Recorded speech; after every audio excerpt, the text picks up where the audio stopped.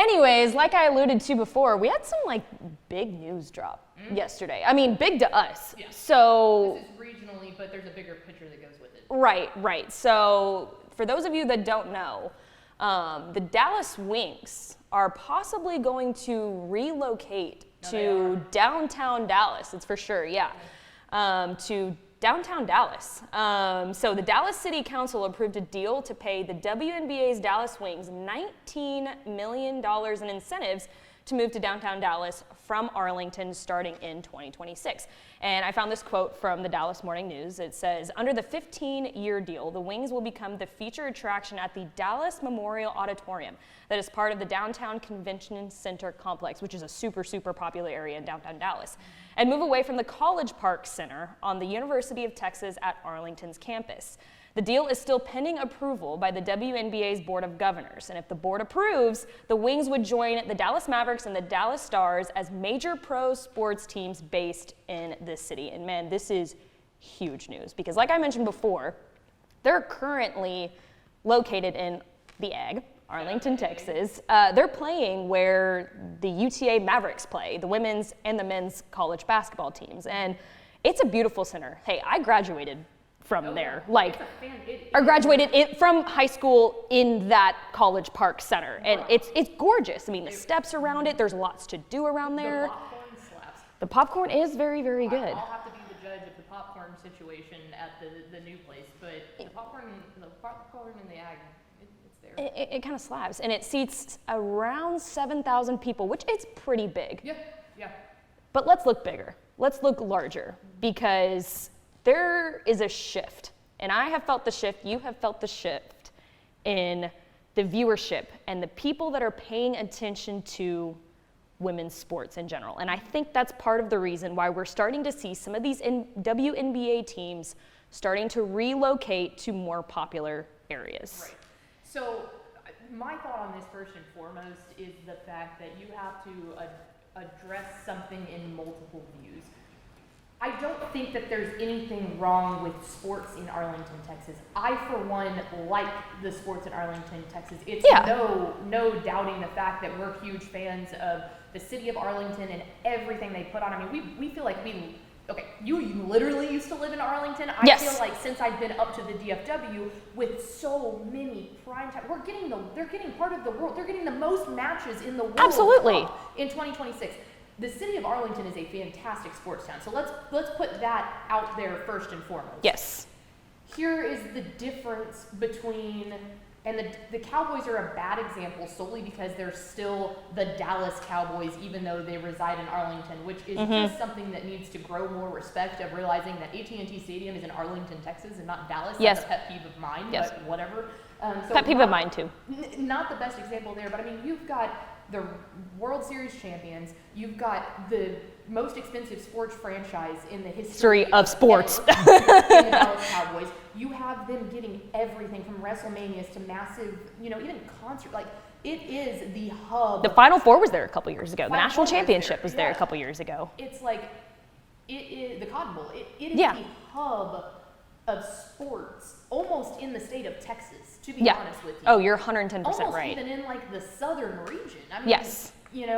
So that's one thing. Here's where this differs, in my opinion, from the rest of this stuff, is because the WNBA is a league that needs to be grown. Okay? Yes. The NFL doesn't need to be grown. That is an entity within itself. You're absolutely put right. It on Peacock, and people are going to pay $25 as a neutral fan to watch it. Okay, there's nothing that needs to be done from that perspective. The WNBA is a league that, if you know, but a lot of people don't know. In a situation like that, you have to go to where the people are. Right. You can't. Anyone is going to travel from any direction to go see the Dallas Cowboys.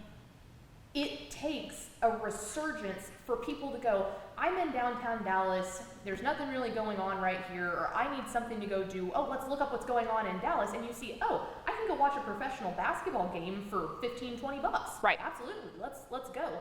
I think that's why they're doing it. I don't think that they didn't like College Park, I don't think that they didn't like Arlington. No. They have to go where the people are, and people are in downtown Dallas. You're so right. And I think too, if you've ever been to a Cowboys game or a Texas Rangers game, they have built a little hub. Yes. I mean, they have grown, they put Live by Lowe's, the new hotel in there, which by the way, you've stayed at. It's pretty nice. Very, very nice. Incredible. Yeah. Now, I've never stayed there, but I would like to stay there someday and try out those Well, robes. I'm looking at the president of our company right now, so I'll drop that little nugget in his ear for Steve next year. He was peering in the window to see why they allowed to. He's They literally right now. He's walking over to our new chief content officer and said, "Who the hell put them in a studio unsupervised together?" That's what. Oh Lord, no, you're 110% right, and he's laughing at us as we're laughing too. But and that's the thing. I mean, people, they know where to go for sports in Arlington, right? And I think this situation would be a little different if maybe the Wings were actually relocated to, should I say, build another stadium in Arlington, if that's what they were going to do. But the fact that it is, they're playing in a place where college basketball is being played, you know, which is not the issue. It's The issue. The fact that the University of Arlington is a subset area where sports can be played. Right. That is not the hub where everybody goes to watch. And that's where I'm getting at. It's not Arlington as a problem. It's just where it's not the hub. You don't think of UTA, you know, College Park Center as, oh, there's a professional women's basketball team that plays there in the, you know, during the season. It's like that just doesn't come to mind. So a perfect solution to that is, yeah, let's move it. And I would totally be a fan of moving it to that little, you know, center in Arlington where all the other professional sports teams play. But how realistic? My parents are always like, no more stadiums, you know. But that would be pretty cool. No, exactly. Unless you're going to put a basketball court in AT&T Stadium or on Globe Life Field, there's no basketball. Right. Exactly. So yeah, a perfect solution is move it to Dallas. Well, and the other thing is too, like, in order, as I think about this because I'm from a small town, that when you grow up in a small town, you have to be very intentional about where you're going. You don't just get to stumble upon things. Good. Yeah. If you're going to watch a game at the College Park Center, you're going because you're going to watch that game. Right. In Dallas, you got to think about it too. The WNBA season is like, if the Mavs were to get eliminated right now, guess what? The Wings season is about to start. So basketball hungry people walking around going, it's the dead of summer. There's only regular season baseball games. I'm just dying to see a live sporting event. I'm dying to get popcorn. This is how I make my decisions in life. If you're dying to get popcorn, you're going to stumble across stadium popcorn. It's that simple. Right. So I think it's a really good move for the Wings. As much as I do wish too. that they could have resided in the Ag, because we're both very big components of loving the Ag. It makes complete sense, and I honestly think it's going to be really good for that franchise. I think so too. And you had mentioned to me before that there were a couple of other WNBA teams that are kind of looking to do the same thing, to relocate to bigger cities. And also, they're planning on possibly expanding the WNBA to 16 teams. And the point that I'm trying to get at is, I think the reason that we have seen such a shift this past year in teams relocating, in expansion of the league perhaps, is because women's college basketball this year, the past couple of years, the past 2 years, has been so big. And for numbers, I looked up some of the most watched women. Mallory Hartley for our StatCast. Stonks, mistake. That's a mistake. That's a miss. We're looking at, no, that is on us. VNA's pounding her fist in there. Dang it. But in the last year, the top 3 most watched women's college basketball games were the 2024 final. Wait, actually, you know what? I think this was. While women's college No, you're right. Your stocks are going down. My stocks are going down. No, I had this right. Because I had another point that I wanted to bring up after this. Okay, so the 3 most watched women's college basketball games in the history of ever. Yes, I'm coining that term, the history of ever. Things are going great. Number 1 is the 2024 national championship between South Carolina and Iowa. Drew 18.7 million viewers on ABC. The second most watched, the 2024 Final Four between Iowa and UConn, 14.2 million viewers on ESPN. And the third one, 2024 Elite Eight between Iowa and LSU, drawing in 12.3 million viewers on ESPN. And do you know what the number 4 one was on that list? It's got to be the 23. National championship. Yep, between LSU and Iowa, 9.9 million. Your girl was on Well, the you- mic, let's be honest. Okay, well, we'll wasn't see about Caitlin. that. It wasn't Caitlin Clark, I know that for sure, or Angel Reese or anything. But getting to my point there is, and this is an opinion of mine, and you can Yeah, I can refute. you can refute if you'd like. There were more stars in women's college basketball this year than men's college basketball. I don't think 110%. if you want to refute that fact, you need to do some Some research, and this is No, not. you need to do some internal thinking on why you're Well, refuting correct. that fact. Yeah, because correct. It's not. You can't compare it. No. Do I want to say that there were more? Yeah. There were definitely an equal number of women's stars. I personally think there were more. Maybe that's because I was paying attention to it more, so that's my Right. opinion. But I do think if you want to put pound for pound, stat to stat, I do think there was at minimum an equal number of stars. Because I think so, too. Zach Edey's, you had the kid from Tennessee, like you had a hand. Zakai Ziegler, yeah. You had a starting 5. Let's put it in basketball terms. Yeah. You had a starting 5 of superstars. Yeah. The thing about the women's tournament is they all made it. Yeah. Like and that there is a part of disparity and blue bloods and all of this kind of stuff and how one singular player can dominate the game, but we can get into that conversation another time. The fact of the matter is, for the past 2 years, people have been more interested in women's college basketball than ever before. And that didn't just happen because people realized, like, oh, girls can play basketball. It happened because of these superstars. Yes. There were national talents. When you have Shaq, when you have Charles Barkley going, it's not a conversation of who's a better basketball player from a girl's perspective or from a guy's perspective. Put Caitlin Clark on a team with guys and watch it. Like, Yeah. I mean, that's another conversation. But Right. she can hoop, man. It wasn't just, oh, she's really good for a girls player. She's a national, worldwide, I would beg to say, superstar. She is the best college basketball player, regardless of men's or women's, ever to walk the face of this planet.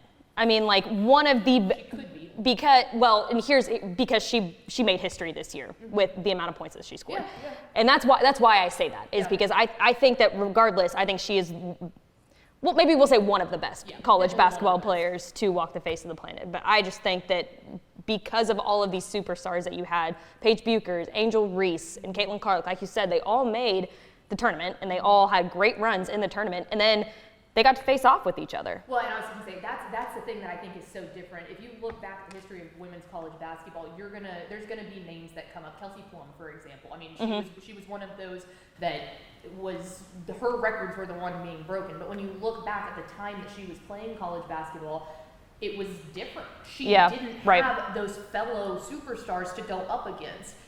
Now, in today's age, Angel Reese, it should be in that conversation too with Caitlin Clark. Paige Buchers from UConn should be in that conversation. It takes not just one person doing it. There will always be in the WNBA a Sue Bird and a Diana, but it takes a group of girls all being that superstar and feeding into the competition, because we would be totally remiss if we didn't talk about Angel Reese in this same way of what she did to the game and the drama between her and Caitlin. I mean, that's, drama sells. Why do you think the NBA does good? Why do you think the NFL does good? Exactly. The drama is a portion of live sports, and that it was fun, it was feisty, it was really good, fun competition.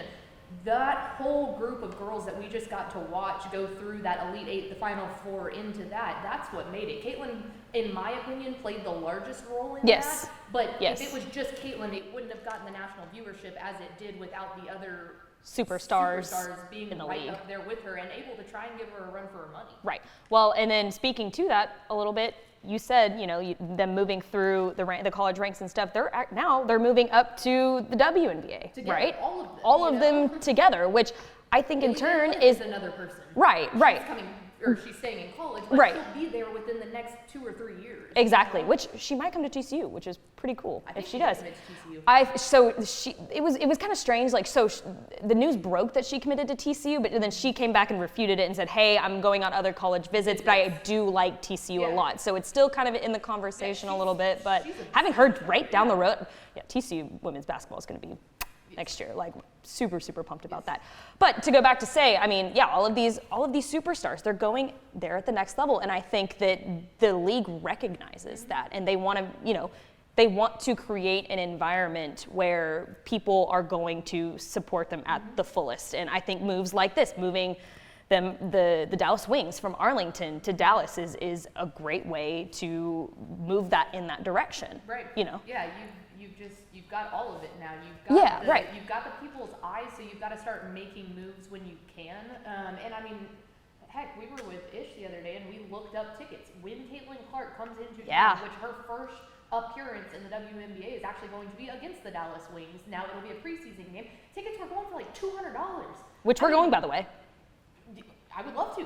I know you've seen Caitlin Clark in person, but I want to see Caitlin Clark in person really bad. But the coaching perspective is another thing. Hiring You're coaches so right. that can do that. And like, maybe this is my Spurs bias coming out, but when Becky Hammon didn't get the Spurs job and left to go back and coach the Aces, I was absolutely at the College Park Center to go watch Becky Hammon because I enjoy her and her coaching and my Spurs heart, but it's like getting some big time coaches in the league is going to help, getting these big time players, but at that point they have to capitalize on it and have to be really smart with not only their basketball decisions, but their business decisions, and choosing a location is part of that business decision. Right.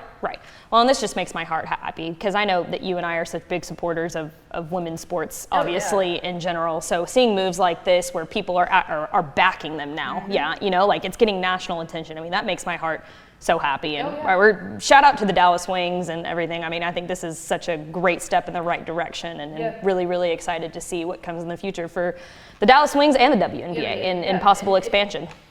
Here's the other thing, like, if you haven't ever been to a WNBA game, first off, go. They're a lot of fun.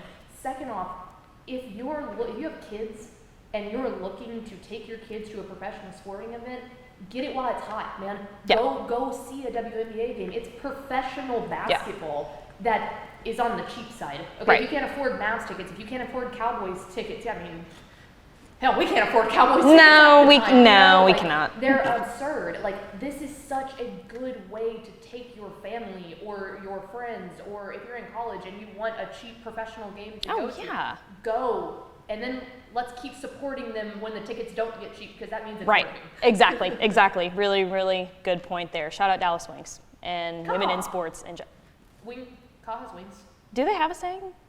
They're like the Pegasus thing. No. Yeah, I don't think they say caw though. Do Pegasus say caw? No. Stay tuned to next episode. We'll do some research on that for sure. So, Anyways, I think that's gonna do it for us. We'll end on a happy note there. I'm gonna make a shirt that says, "Do Pegasus say caw?" That's what we'll wear to the Wings game when they play Caitlin Clark. Bro, producing on the fly. I freaking love it. That's why we are co-hosts of WTF. Being exhausted after her. Oh, she's not doing this again. No, Absolutely not doing this again. I think that's gonna do it for us. Thanks for spending a little bit of your day and time with us. If you like what you hear by chance, I don't know if you do. God bless you. Go to therapy. Go to therapy, But don't forget to subscribe to WTF on Apple Podcasts. You finally got it right, and Spotify. Not We Spotify. can do this from the desk. No, absolutely not. But we appreciate everybody's support, of course, week in and week out. We love doing what we're doing, and we're only going up from here. As you can see, we're both sitting at the desk. So big things to come for that. Now, are you going to watch the NFL draft tonight? Yeah. Why do you say it like that? I've been very busy today. I forgot that that's today until you said it earlier, and I was like, oh, yeah. So I guess you didn't watch our ROF draft special yesterday. I've been a little busy. Anyway, that'll do it for us. We'll see you all next Thursday. Go Cowboys!